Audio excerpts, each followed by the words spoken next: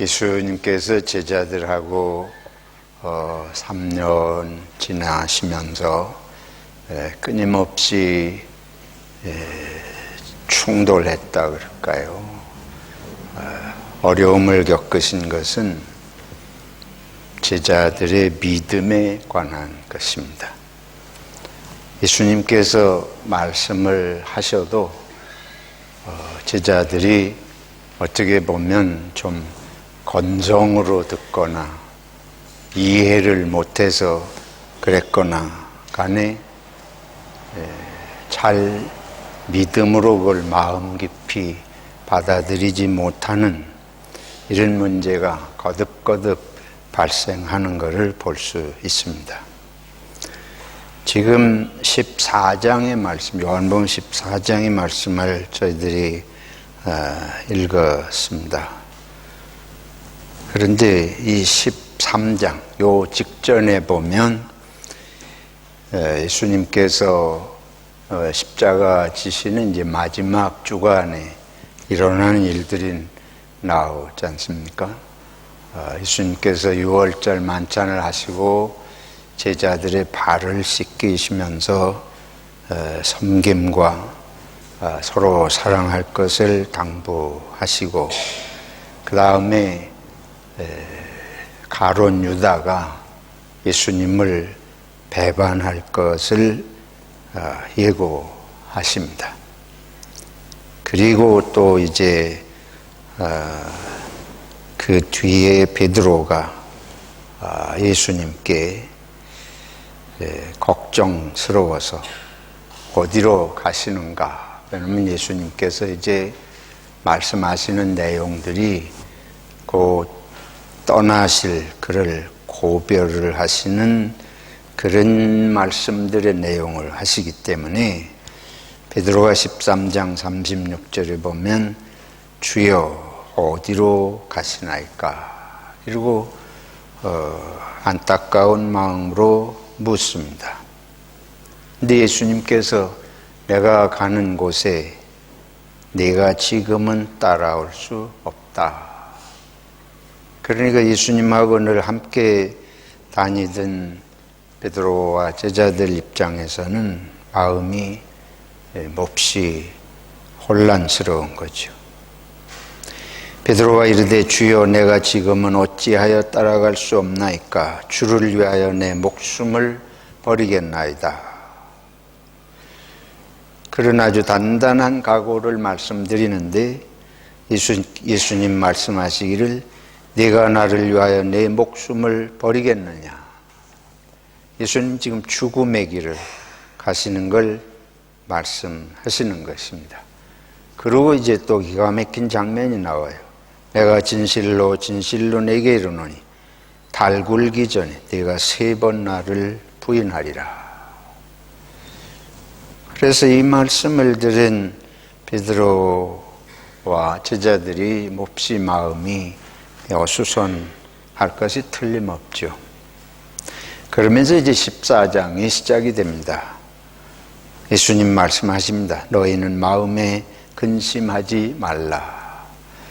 그러니까 이게 지금 14장 1절 이하가 1절로 6절이 장례식 때에 많이 인용되는 구절인데 이게 갑자기 튀어나오는 내용이 아니고 지금 13장에 이어서 나오는 말씀이에요. 지금 제자들의 마음이 그와 같이 여러 가지로 복잡하고 근심스럽고 한 그 상황에 예수님 말씀하셔요. 너희는 마음에 근심하지 말라. 하나님을 믿으니 또 나를 믿으라. 그러시면서 예상치 못한 구절이 나옵니다. 내 아버지 집에 거할 곳이 많도다. 그렇지 않으면 너희에게 일렀으리라. 내가 너희를 위하여 거처를 예비하러 가노니 가서 너희를 위하여 거처를 예비하면 내가 다시 와서 너희를 내게로 영접하여 나 있는 곳에 너희도 있게 하리라. 그러면서 이제 말씀하시기를 내가 어디로 가는지 그 길을 너희가 아느니라. 그러니까 도마가 주여 주께서 어디로 가시는지 우리가 알지 못하거늘 그 길을 어찌 알겠사옵나이까. 그 도마가 예수님이 지금 가신다. 그리고 너희는 내가 지금 가는 곳에 올 수 없다. 그러니까 어디로 가시는가? 그러면서 예수님은 제자들이 이미 어디로 가는지를 말씀을 하셨고 알고 있다고 말씀을 해 주시는데 도마는 언제 어디로 간다는 말씀이 없으셨는데 우리가 어떻게 압니까? 이제 이 상황이에요. 그러니까 예수님은 제자들에게 이미 여러 차례 말씀하셨습니다. 예루살렘에 올라가셔서 고난을 받고 죽으실 것이다.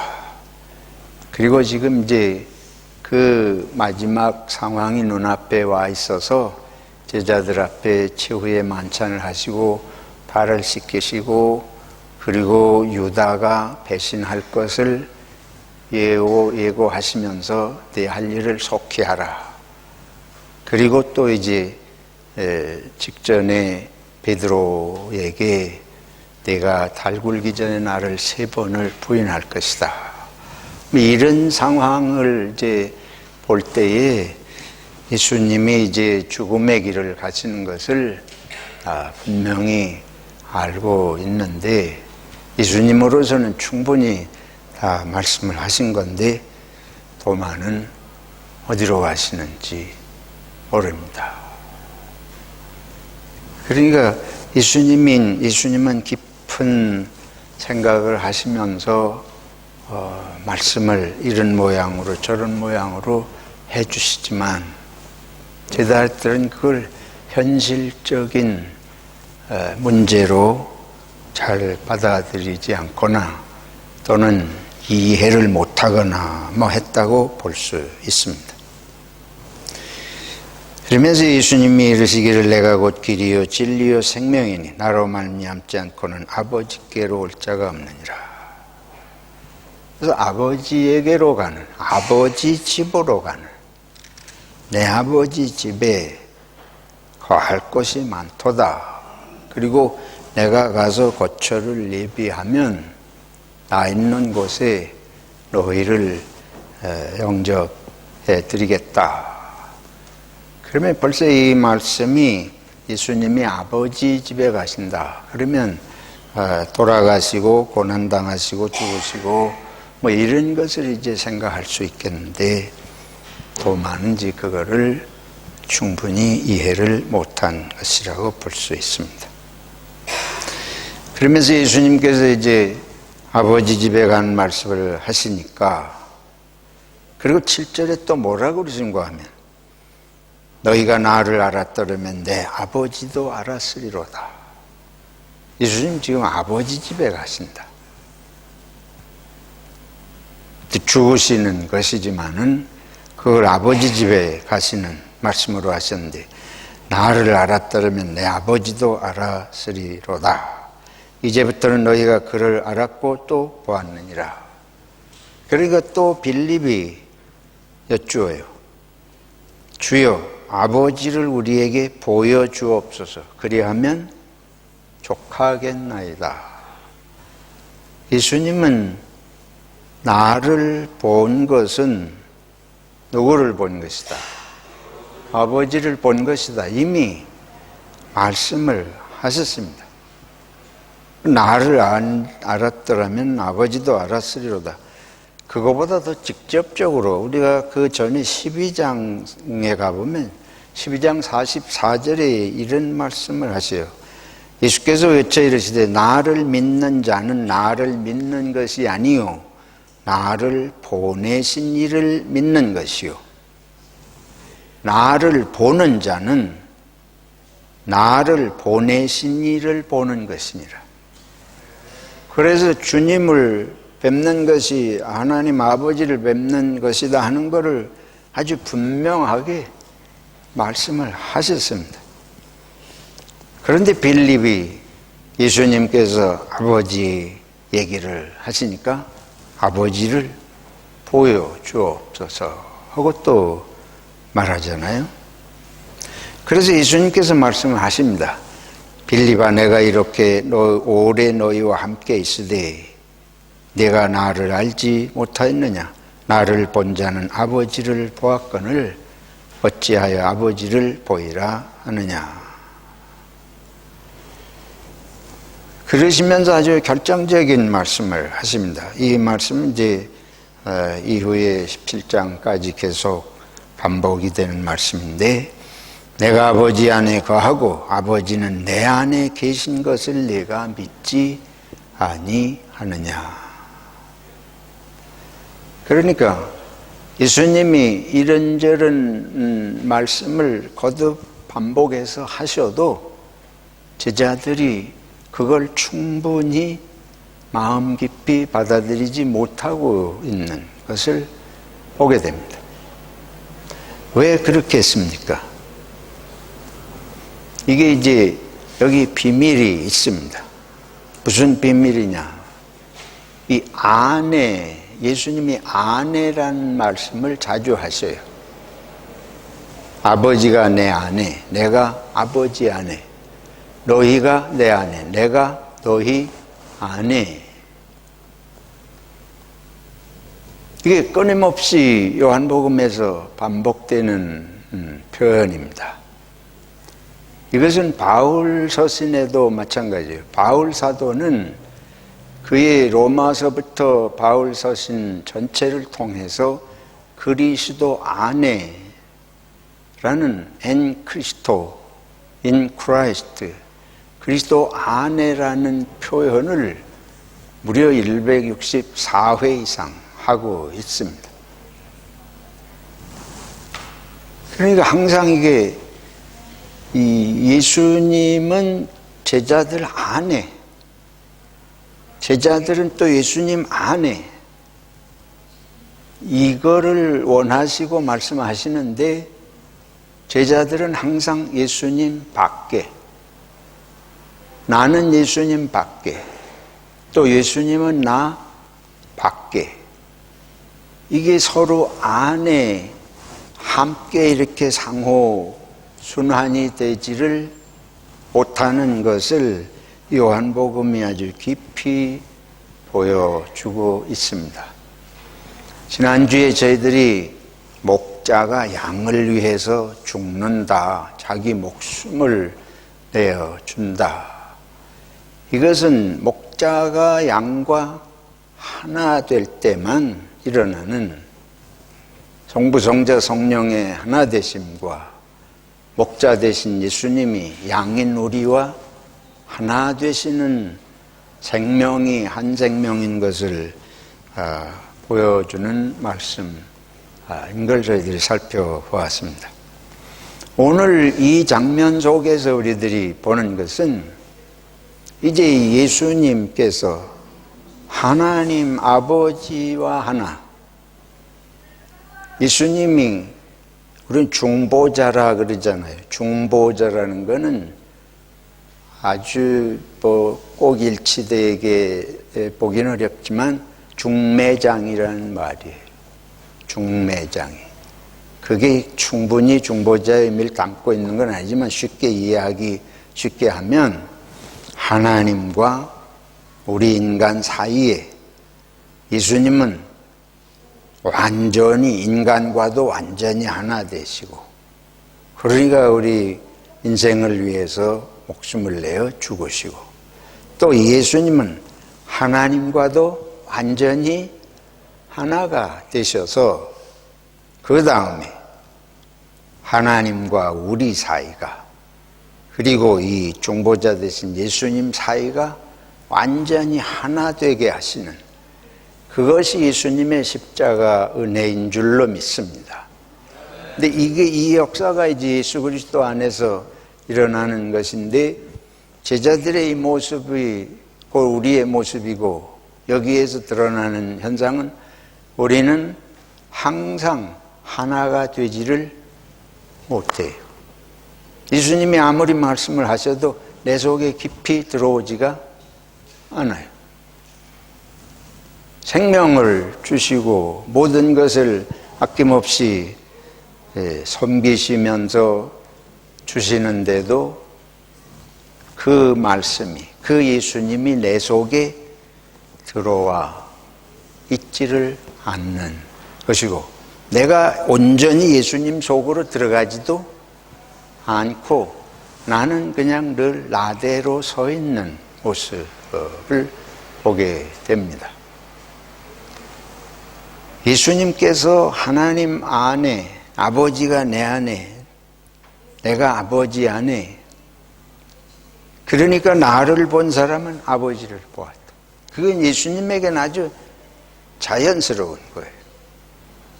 그런데 제자들도 예수님의 말씀을 정말로 믿고 예수님이 내 안에 정말 들어오고 내가 예수님 안에 이런 마음이 되면 예수님 통해서 하나님이 보이고 예수님 하시는 일은 자기 스스로 하는 일이 아니고 하나님 아버지와 함께 하시는 일이다. 여기 뭐라 그러신가 하면 내가 너희에게 이르는 말은 내 스스로 하는 것이 아니라 아버지께서 내 안에 계셔서 그의 일을 하시는 것이라. 내가 아버지 안에 거하고 아버지께서 내 안에 계심을 믿으라. 아주 이렇게 단단하게 거듭거듭 당부하고 계신 걸 볼 수 있습니다. 심지어 뭐라고 그러신가 하면 그렇지 못하겠거든 행하는 그 일로 말미암아 나를 믿으라. 예수님이 하시는 일은 일반 인간이 할 수 있는 일은 아닌 수많은 기적을 행하셨잖아요. 그러니까 말을 못 믿겠거든 예수님이 하시는 일을 통해서라도 하나님이 역사하셔서 하시는 것을 믿으라. 그래서 이 믿음이 끊임없는 문제예요. 12장 37절에 가보면 이런 말씀이 있습니다. 이렇게 많은 표적을 그들 앞에서 행하셨으나 그를 믿지 아니하니. 그러니까 우리는 기적을 한 번만 보면 금방 다 믿을 것 같잖아요. 근데 그 많은 표적을 보고도 믿지 않는다. 바리새인, 사두개인들 같은 사람들뿐만 아니고 제자들도 궁극적으로는 깊이 있게 주님의 말씀을 믿지 못하고 있는 걸 볼 수 있습니다. 특별히 예수님이 하나님 안에 하나님의 아들로서 하시는 것에 대해서 여전히 마음이 확신이 없는 그런 것들을 이제 이런 내용들을 통해서 볼 수가 있겠습니다. 그래서 예수님이 안타까우시면서 말씀하십니다. 뭐라고 그러신가 하면 나를 믿는 사람, 내가 진실로 너희에게 이르노니 나를 믿는 자는 내가 하는 일을 그도 할 것이요. 이제 주님께서 원하시는 건 이거지. 주님은 이제 곧 세상을 떠나시잖아요. 그러면 주님께서 이 땅 위에 오셔서 이루시고자 하는 뜻을 이제 누가 물려받아서 해야 됩니까? 제자들이 물려받아서 해야 되죠. 제자들이 예수님이 되는 거예요. 예수와 하나가 되지 못하고 예수의 일을 할 수가 없잖아요. 이거는 그냥 기술 배워서 되는 일이 아니에요. 예수 믿는 건 지식 배우고 기술 배우는 것이 아닙니다. 그런 세상에 뭐 기술 배워서 뭐 학교 가가지고 뭐 1, 2년 이렇게 공부하면 제자라. 이런 종류의 제자가 아니에요. 이걸 착각을 하면 안 돼요. 신학적인 지식을 몇 개 배웠다고 예수의 제자가 되는 것이 아니에요. 무슨 뭐 돌아다니며 조금 신방하는 기술 같은 거 배워가지고 예수 흉내내는 것이, 아니, 이건 그런 게 되는 게 아닙니다. 예수님께서 아버지가 내 안에, 내가 아버지 안에라고 자꾸 그렇게 표현하시는 거. 양을 위해서 목숨을 주시고 너희가 내 안에, 내가 너희 안에라는 표현을 아주 독특하게 이거를 그렇게 강조하시는 이유가, 생명이라고 하는 것은 기술도 아니고 지식도 아니고 함께 소통하면서 생명은 생명으로 흐르는 산 역사지. 이거는 뭐 예수님 하는 거 조금 보고서 하나님의 나라에 대한 지식 몇 가지 좀 주워 듣고 하시는 거 구경 몇 가지 하고 뭐 이래서 훈련 받아가지고 되는 것이 아닙니다. 이거는 마음이 하나 되지 않으면 있을 수 없는 일인 줄로 믿습니다. 그리스도의 제자의 길은 마음이 근원적으로 하나가 되고자 하는 그때의 시작이 되는 것이 옳습니다. 그러니까 그렇게 정말 예수 안에 있고 예수님이 내 안에 있는 그 마음이 되면 그 예수님이 이제 하나님이시고 하나님의 모든 것을 이 땅에 와서 이루시고자 하는 그것을 믿으면 예수님 하시는 말씀이에요. 내가 하는 일을 그 사람도 하게 될 것이다. 왜냐하면 그게 예수님이 원하시는 일이에요. 당신 혼자 독보적으로 뭐 그거를 과시하려고 하시는 게 아니고 내가 하는 일을 너희가 해서 이 세상이 다 하나님이 뜻하시는 바가 이루어지는 세상이 되게 하는 것. 그게 제자를 부르신 것이지 제자 뭐 불러가지고 몇 번 귀찮은 일 시켜먹는 심부름꾼이고 대신 돈 벌어오게 하고 당신은 뭐 편안하게 지내시고 이런 종류의 것이 아니라는 것입니다. 그러니까 양들을 위해서 목숨을 주는 목자라는 말씀, 바로 십자가의 길을 가시면서 당신을 내어주시는 말씀이 그 말씀이에요. 뭐라고 그러신 거면 내가 하는 일보다도 더 큰 일도 하리라. 우리는 큰 일 그러면 눈이 동그래지죠. 교회에서 기도할 때도 한국에서 보면 장로님들이 교회 올서 강대상에서 기도할 때 뭐라 그러면 우리 목사님 큰 종 되게 해주세요. 큰 종이 뭐예요? 우리는 아주 크다 그러면 미치고 환장하는 거예요. 속된 말 해서 죄송합니다. 안 그렇습니까? 근데 우리는 예수님이 나보다 큰 일을 할 자가 누구냐? 너희하고 나는 비교가 안 된다. 우리는 그래야 기분이 좋아요. 그게 내가 살맛이 나는. 예수님은 내가 하는 것보다도 더 큰 일을 할 것이라.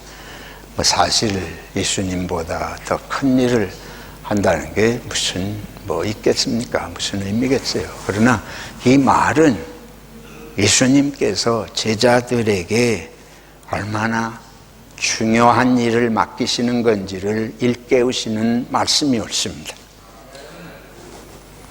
그러면서 말씀하세요. 너희가 내 이름으로 무엇을 구하든지 내가 행하리니 이는 아버지로 하여금 아들로 말미암아 영광을 받으시게 하려 함이라. 강조하십니다. 내가 내 이름으로 무엇이든지 내게 구하면 내가 행하리라. 근데 우리는 이제 요 구절을 딱 따가지고 내 이름으로 무엇이든지 내게 구하면 내가 행하리라. 그러면 기도하는 모든 예수 이름으로 주문 외우듯이 기도하면 온 세상 모든 기도가 다 이루어지겠느냐? 잘 생각해야 돼요. 전제가 뭐냐 하면 우리 마음이 예수 안에, 예수님이 내 안에,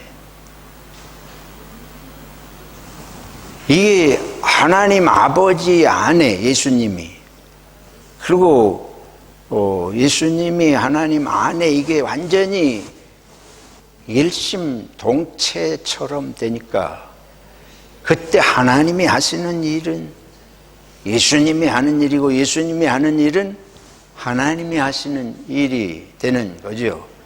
우리 예수님께서 오병이어로 5,000명을 먹이실 때에 기도를 들으심을 뭐 하나이다? 감사하나이다. 아직 역사가 일어나지 않았는데 오병이어로 5,000명 먹이시고 나서 기도를 들어주심을 감사합니다. 이러면 우리는 이해가 되는, 이거는 지금 그냥 미리 식사 기도 말하자면 축복 기도인데 해주시기를 바랍니다, 이런 기도가 아니고 아버지께서 내 기도를 들으심을 감사하나이다. 그건 뭘 말해요? 아버지하고 나는 하나이기 때문에 이게 아버지의 일이고 아버지께서 원하시는 뜻을 이루는 것이라고 하는 거기 때문에 그 기도가 되는 줄로 믿습니다. 그러니까 우리가 정말 하나가 되면 그걸 기도는 이루어지는 것이 그냥 우리처럼 기도하고 기다리고 뭐 이런 게 아니에요. 이건 그냥 통하는 거예요. 우리는 항상 시간을 과거, 현재, 미래 시간으로 이걸 직선적으로 우리는 과거로 돌아갈 수 없어요. 그리고 우리는 지금 여기에 밖에 있을 수 없어요. 한국에 있을 수 없고. 근데 우리가 항상 그런 식으로 생각하는 건데 하나님 아버지의 세계에서는 시간이 과거와 현재와 미래가 의미가 없습니다. 우리는 이해가 안 되는 거예요. 그러니까 예수님께서 이 세상에 계실 동안만 일하신 게 아니고, 이제 얘기가 좀 복잡하지만 예수님은 태초부터 계신 분이에요. 그러니까 우리의 죄가 과거에 지은 죄인데 하나님이 용서하신다. 과거를 어떻게 뭐 용서하는 건 잊어버리는 거로 끝나는 걸까요? 아주 지워진다는 것은 과거에 우리 한 거는 우리는 어떻게 할 수 없잖아요. 하나님 안에서는 과거와 현재와 미래가 다 통시적으로, 쉽게 말해요.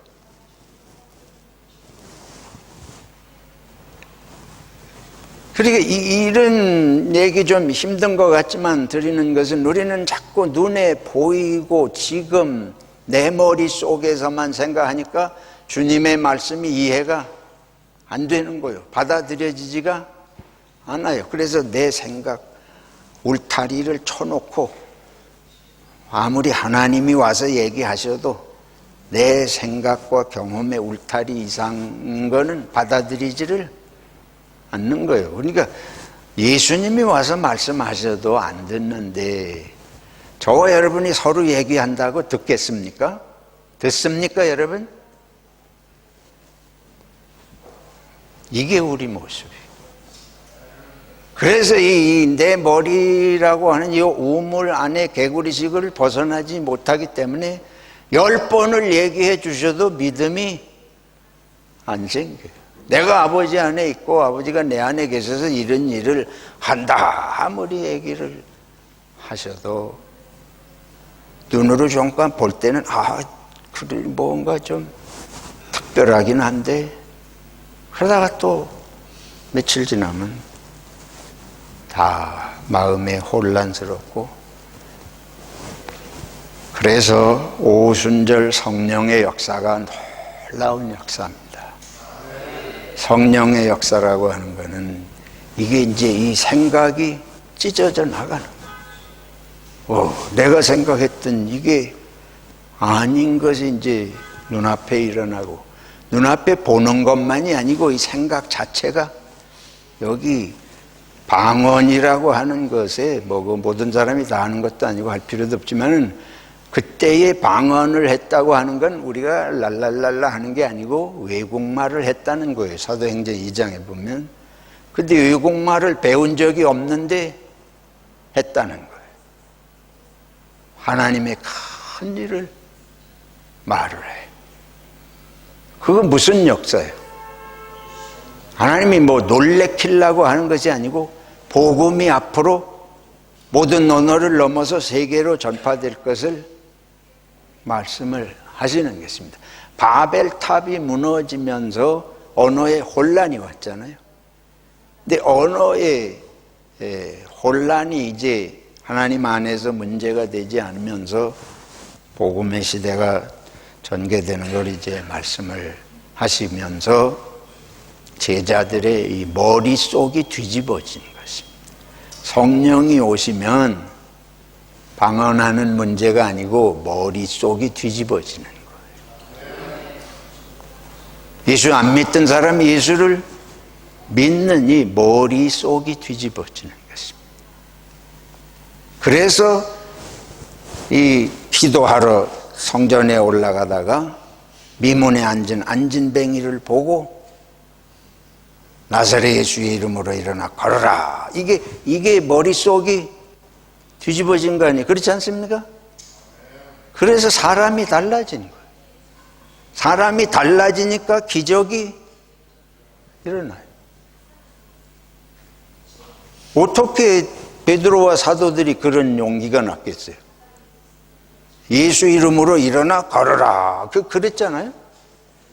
그러니까 이게 머릿속이 뒤집어졌으니까 그런 용기가 나서 그렇게 했을 거 아닙니까? 그래서 오늘 우리들이 이 말씀을 통해서 제자나 우리가 우리 자신 속에 빠져서 믿음을 잃고 그래서 서로도 하나가 되지 못하고 하나님의 세계에 대한 소망도 확신도 아주 희미하게.